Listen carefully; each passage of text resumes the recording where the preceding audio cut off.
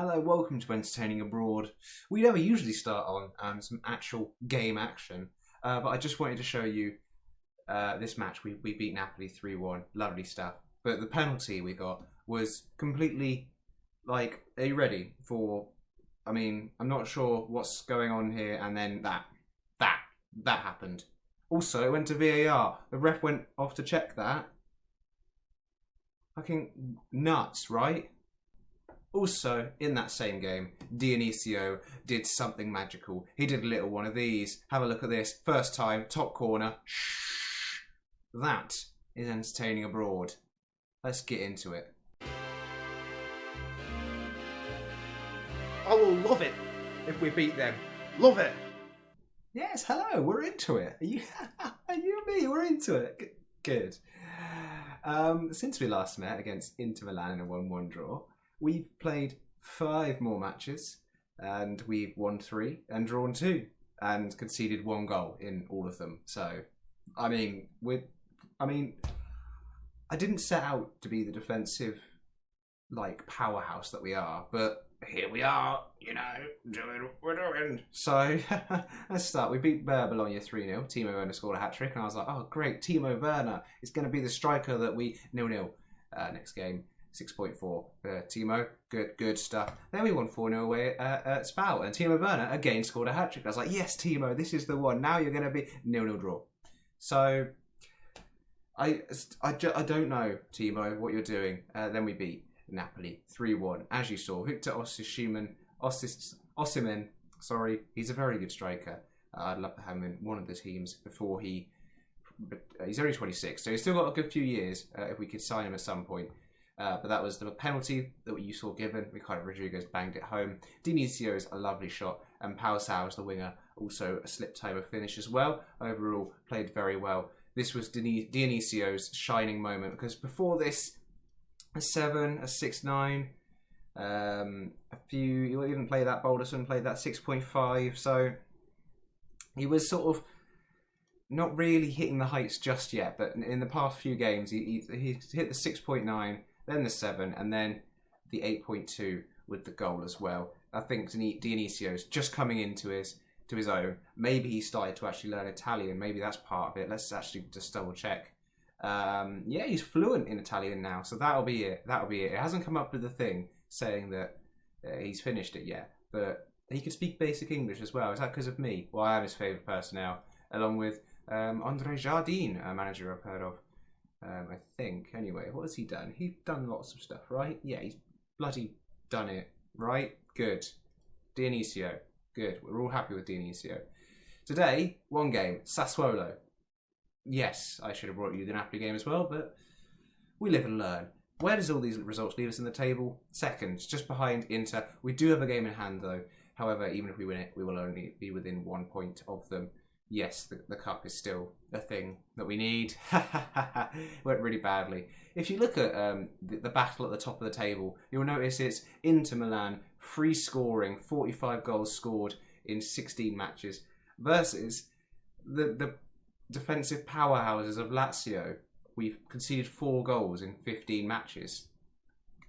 I don't know how it's happening. Don't ask me. We have also scored 27, which is around the same level as Zebra and Atlanta, but defensively, we're much better than those shit shows, aren't we? Yes, we are. I mean, Zebra have only conceded 10, and Inter only 13, but 4.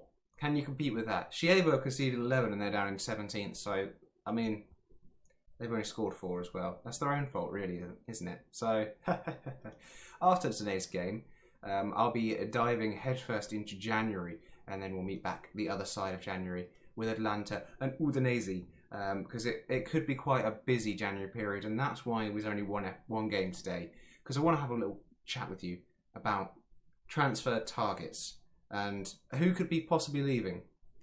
Maybe a few people. Players like Andre Coozzo I don't want to leave, because they are part of the youth that I'm building here.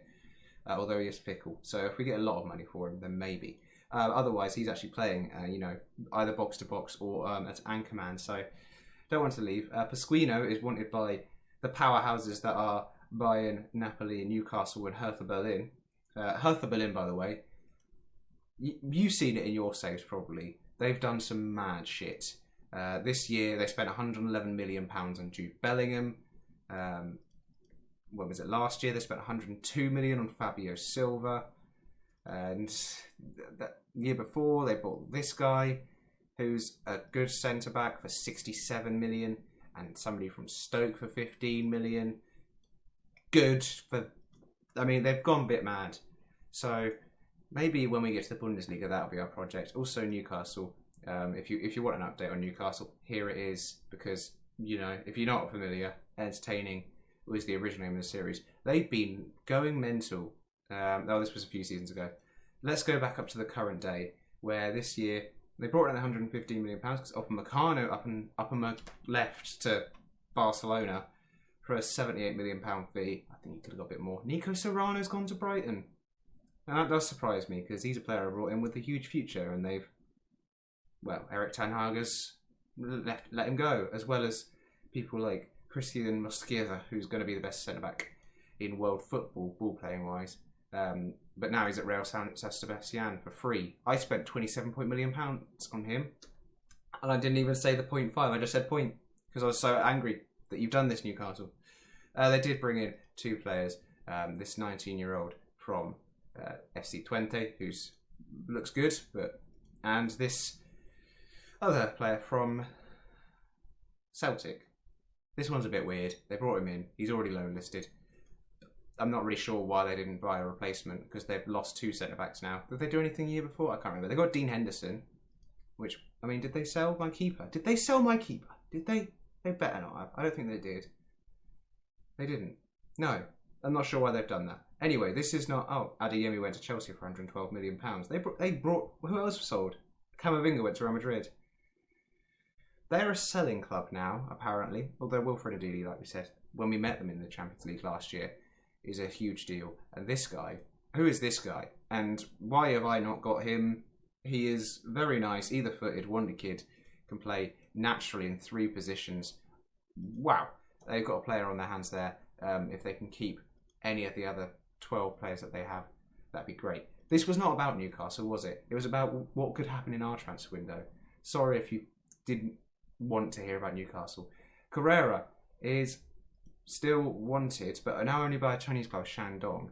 And he is happy to stay at the club now, so he no longer wants my promise of £37.5 million if the bid is accepted to be accepted.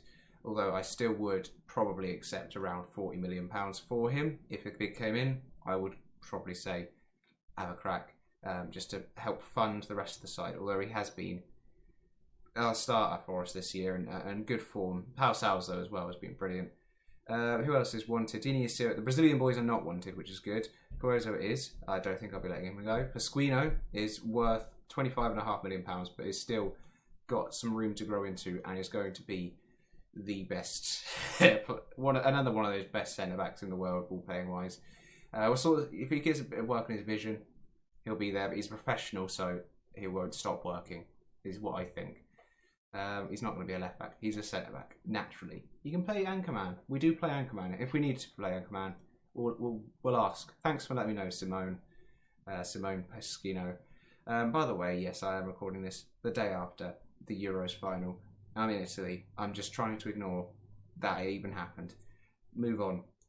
This lad, this 32-year-old Albanian centre-back who hasn't played all season, is wanted by Shandong on a transfer. I promised him a suitable loan, but if I can sell him already, I'll be very happy with that.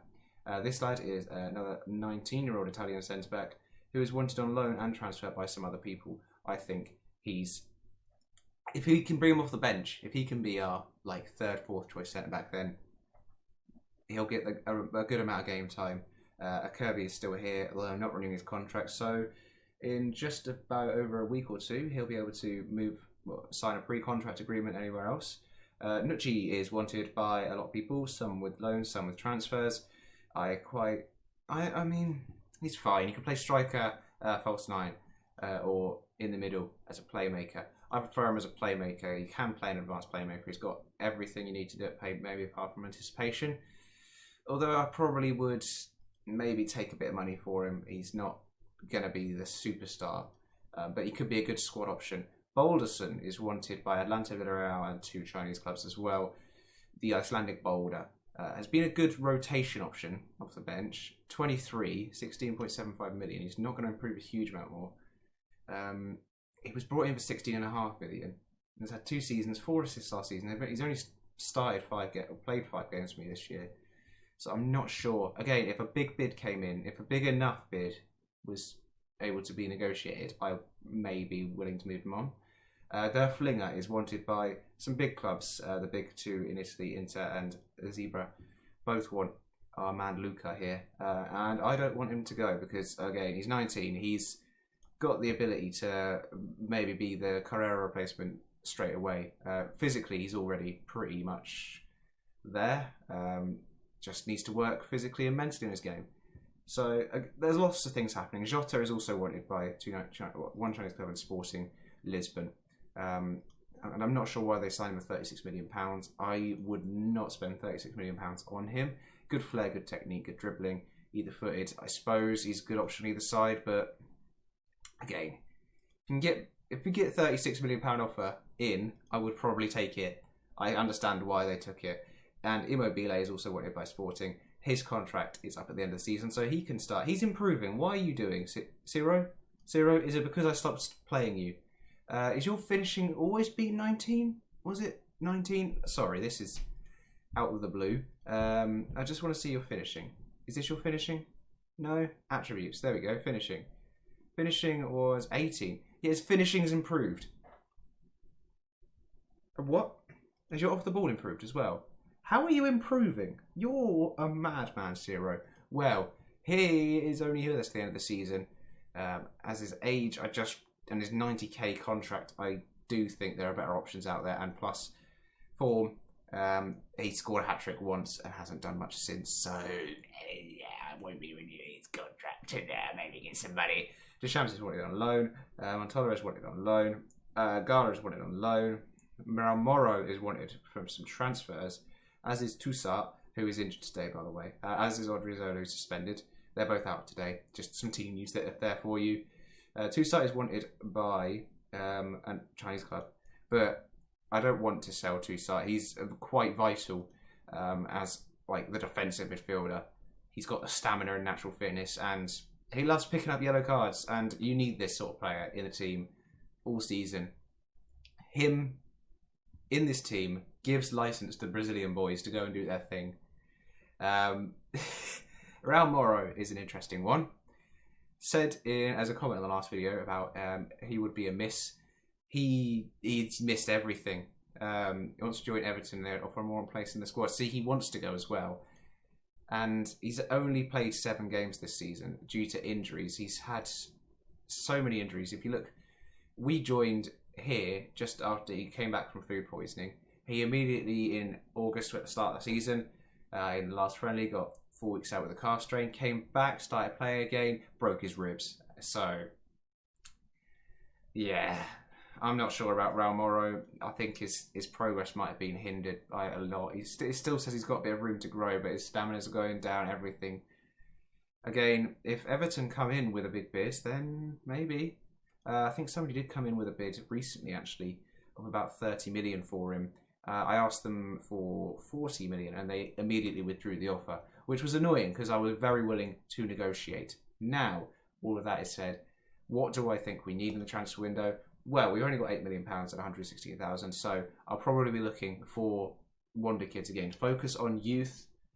We've already made our 2 non-EU signings for the year, so we have to be within the EU for us to sign them. But I will be looking out for that player. That striker who I can see has got that instinct, that finishing ability, and trying to bring them in. And if we get more money for any of the other players, that'd be great. I do have a full shortlist here, which I call Maybe Wonder Kids, where if I see new gens, I add them to this, and we then do the thing where we do the scouting. Such players as Judy Longello have been on my radar for a little while. Somebody who I would start as a complete forward on attack. Because of his ability all round. So there's options out there. He's 18 as well. Is he playing for PSV? Yes, he is. He's scoring for PSV as well. Now you know. These are just some of the options I'm looking at. people looking to move to bigger clubs. I should probably do this off camera, but it's just nice for you to see, isn't it? It's a one-game episode, so I thought I'd show you around a bit. I've also just realised that, wait a second, our recruitment package is only Central Europe. We should probably change that to the world. Yes, why are we not scouting the world? Bloody hell, have I even set up my scouting? Right, assignments is something else I need to do, probably, because, well, I don't remember doing it here at this club. Oh dear. Anyway, today's game is against Sassuolo, as I said earlier. If you've made it this far, thank you. If you skipped because I did the chapters at the bottom, you're welcome, because you missed a lot of chat about stuff and things. The team today is as followed. Mad Italian goalkeeper Golini, who is very eccentric, is still in goal, and he's conceded 4 all season. What can I say? He's mad, he's bad, he's Golini. Good. Ricardo Rodriguez starts at left back today, ahead of the Czech man, David Bajil. David, we'll call him, who has been playing a bit here and there. We're trying to bring him more into the team because obviously Ricardo Rodriguez will need replacing very soon. I'm assuming his physicals are going down as we speak. They are. Pasquino and Canate are a formidable centre-back partnership that hasn't been interrupted in a very long time, because why would I interrupt these two beautiful centre-backs? Rashid David starts at right-back today. Fantastic for him, although not so good for Odriozola, who, like I say, is suspended and has been playing very well. I do trust Rashid, though, especially in this match. He should be easily able to do it, and with the physical attributes he's got, shouldn't be an issue. He could just run back into position. He works his socks off. Quozo starts ahead of, well, not starts ahead of, Toussaint's injury, where he suffered a twisted ankle for 2 to 4 weeks. He will be replaced by Quozo in the anchorman role. He's played it a few times. I think he's getting on with it. It says 2-star, but look at the stats. Is that 2 stars? It's probably the fickleness, but he works hard. The Brazilian boys are ahead. The advanced playmaker Dionisio is on the left side. Luis Guilherme is on the right-hand side. I made that change because of Luis Guilherme's right foot and Dionisio's left foot. Simple. Carrera starts left wing as the inverted winger on attack. Pau Saus is now winger on attack on the right-hand side and is bloody good. Timo Werner starts as the advanced forward through the middle. Let's see if we can bag some more goals today. 8 so far this season. We need to see a few more from, well, anywhere actually. I'll take the goals from anywhere, but yeah, we do need to look at strikers, which is honestly, when you're looking for wonder kid strikers, isn't that the part of the most fun until you get demanded to pay £150 million for somebody from Espanyol, and you're like, for fuck's sake, Espanyol, I don't have £150 million. Anyway, rant over. Lazio versus Sassuolo. I didn't look at their team. Let's have a look at the team for them now. Here it comes. Any second. Yes, do you recognise anybody? Michel is a player I quite like on that right-hand side. Somebody, again, keeping an eye on. A new gen who, yeah, has worked his way into the Sassuolo team. It's probably going to be a legend here if he stays for more than 1 season longer. Good. Now we've got that out of the way. Skip the intro. We're into the game. Oh, just resetting my feet as Sassuolo have got a corner. Let's come back out to the crosser. Somebody needs to get out to him quickly, as I've realised we were quite zoomed out there. Golini collects the ball. I don't know if that was the full highlight. Golini, I have asked you to pass it short, but you just keep absolutely smashing it long directly into the feet of our wingers. So what can I do to stop you? I could do that to stop you, but that results in penalties. Looks like we might have a penalty. It's going to VAR, is it? Sowers was through there. He's too quick. He's too quick for these guys. They're having a little pushy push in the middle. Little push and shove. Little piss and shove. Little piss. Everybody piss. No? Good. Referee's going to give a penalty, isn't it? Yeah, good stuff. Ricardo Rodriguez, I think, steps up for this. He's our penalty taker. It looks like something else is happening here. No? It was a yellow card for, we'll call him Matthew, even though it's Matthew. Maybe. Ricardo Rodriguez, bury it, mate. Thank you very much. No questions asked. I like Ricardo Rodriguez. Who doesn't like Ricardo Rodriguez? Remember a few years ago on FM when he was like the best left back in the world? He's still pretty good. So, what can you do? He's bagged that one. 1-0 to us, 6 minutes in. I will demand a little bit more because I always do. Ricardo Rodriguez is upset with it, but That's because he knows that I've got expectations, and he doesn't like expectations. A little break. Piccoli, sorry, on the ball. It's out to Lambugia. Michel, like I said, I was watching him. Oh, I put him out before the game. Galini makes a save there, just tips it under the crossbar. That was close. If you wanted to see, I'll show you him quickly as well, just so you know what he's up against. He can play anywhere from wing back up the right hand side as a winger, or Ramdeuter apparently. Good physicals. Mentals is probably where it's most noticeably good. You can play winger attack very well. Decision making, leadership. He's a leader on and off the pitch. Technically, I would say more work to do, but he's 20 years old. Let's get back to the game. Now you've met Michel or Michael, if you want. Say throw in for us. Ricardo Rodriguez gives it to João Carreira, and Dionisio, one of the Brazilian boys, gives it back to Ricardo Rodriguez, who loses it to Michel, who might lose it to Dionisio. He doesn't. Ricardo Rodriguez doesn't win it back either, and they are coming down this right hand side with a bit more gusto at the minute. We probably should be looking out for that as they now switch over to the left hand side, and Andrade is going to try and take on Rashid David.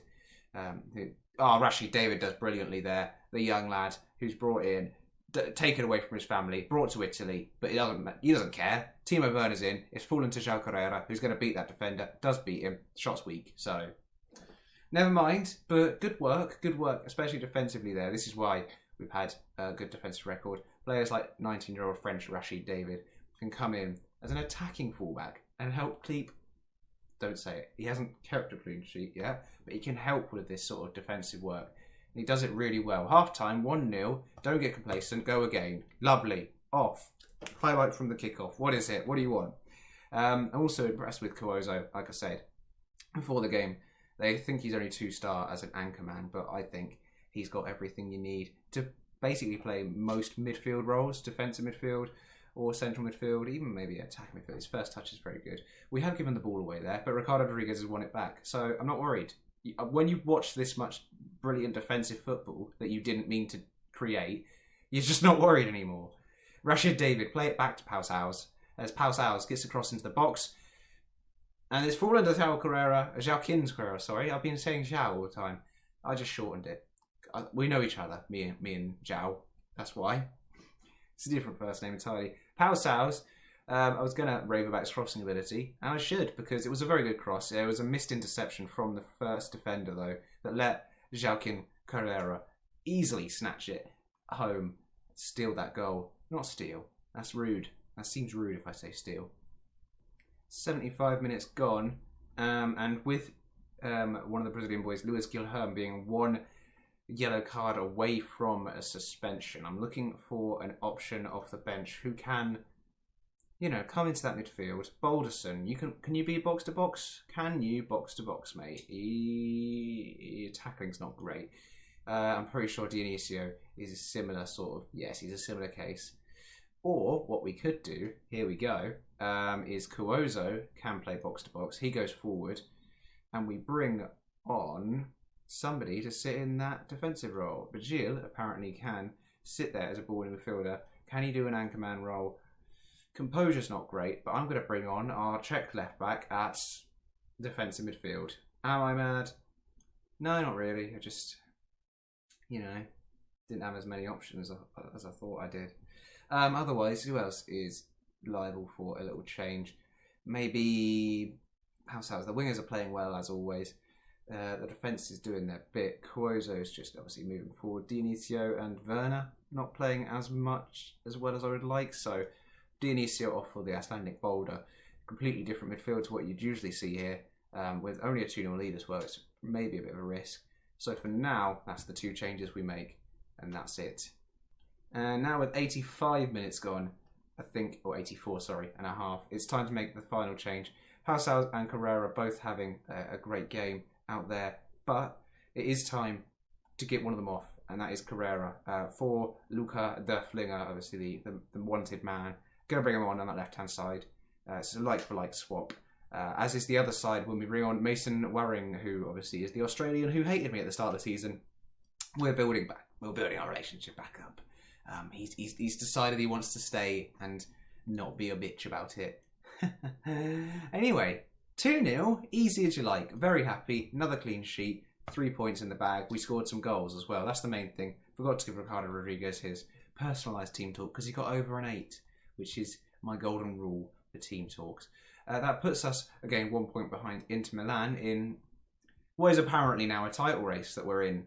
I mean, when I rolled up here and said, yeah, I'll get you Europa League football, got to do a rebuilding job, but I'll try it. Didn't expect this, did you? Didn't expect any of it. No, neither did I. I don't know how we're doing it. Here we are, though. Let's go forward. Like I said earlier in the video, we are going to meet back after January for Atlanta and Udinese. Maybe just one game, depending on how many transfers there have been. But as it stands, if it's not too busy a window, Atlanta and Udinese will be the games. If it's a busy window, maybe just Atlanta, who are still third, although they did get beaten 7-0 by Inter Milan. So this 1-1 draw looks really good now, doesn't it? Yeah, it does. We don't play them again until March. So we've got a while there. So next time, Atlanta, remember to like, subscribe, ring the little bell, leave a comment about what you think is going so well defensively. That's what I want to know today. That's your task. And also thank you for watching. See you next time.